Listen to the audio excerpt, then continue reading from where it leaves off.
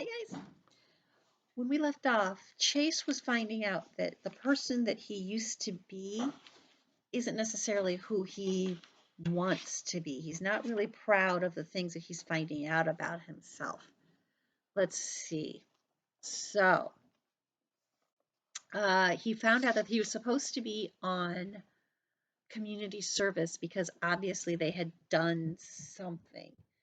And he's like, that's not a good thing. Let's see. Aaron said, "Listen, man, I know it bugs you that you can't remember anything about yourself before the accident. Let me fill you in on some of the details. Our boy Chase isn't the kind of kid to get bent out of shape about some idiots overreacting to a few firecrackers.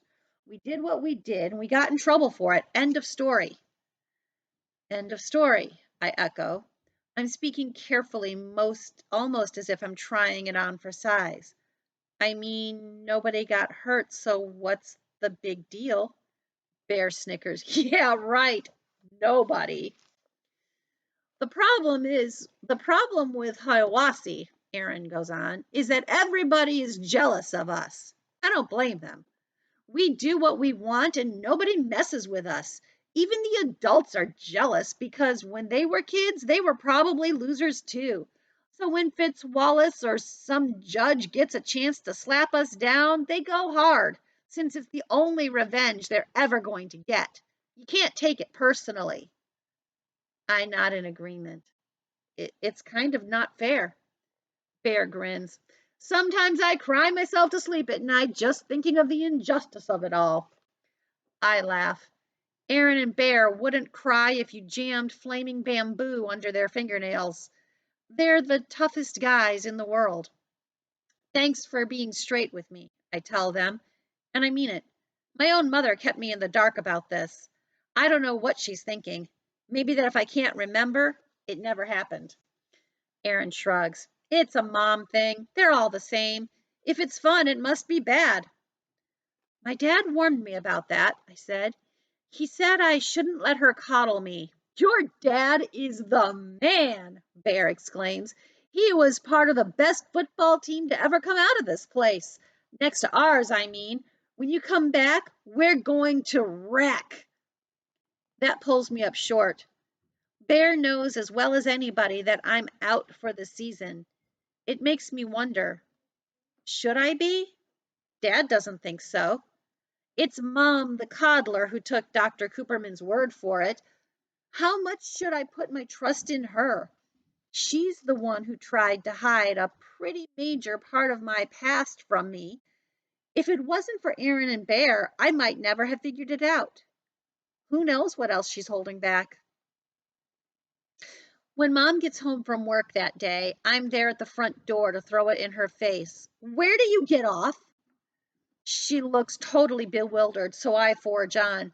You were so devastated when I had amnesia, but not too devastated to pass up a little editing job on my life. Editing job? Don't you think I have the right to know that Aaron and Bear and I were assigned and sentenced to community service? She doesn't answer right away.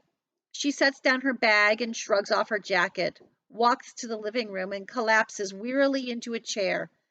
At last she says, You've just been through an awful ordeal.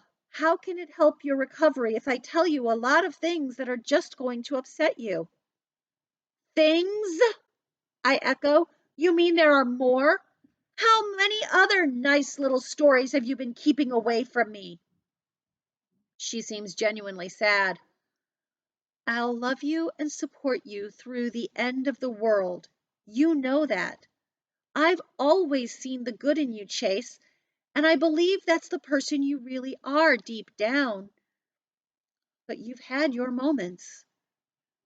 I have a sickening vision of faces turning away from me, of kids shrinking back from my approach, fear in their body language.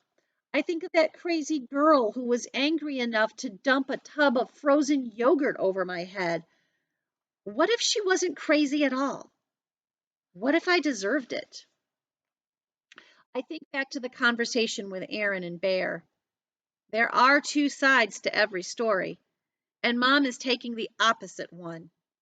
But that shouldn't surprise me. Her kid got in trouble. Major trouble if the community service is any indication.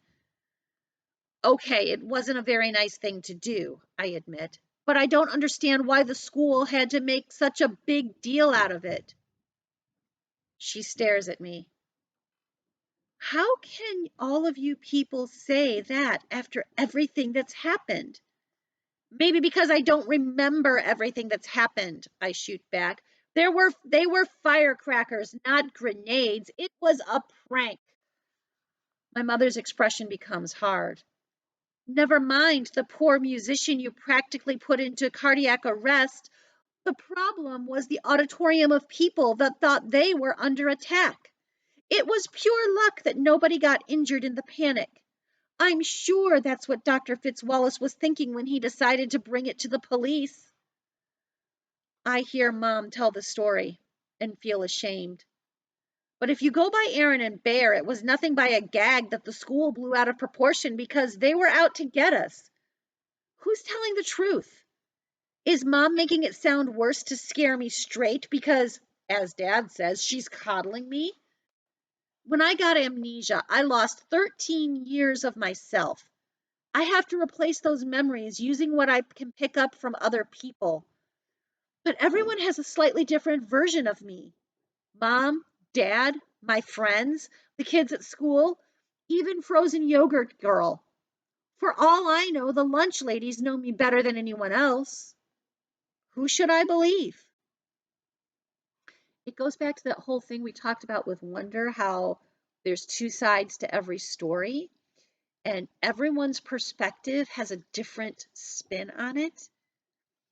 He's lost his own perspective, so he's got to take everybody else's and figure out where the truth is.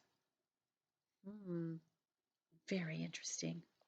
All right, next time we're going to hear from this Brendan Espinosa kid again. I think he's the one with the video camera.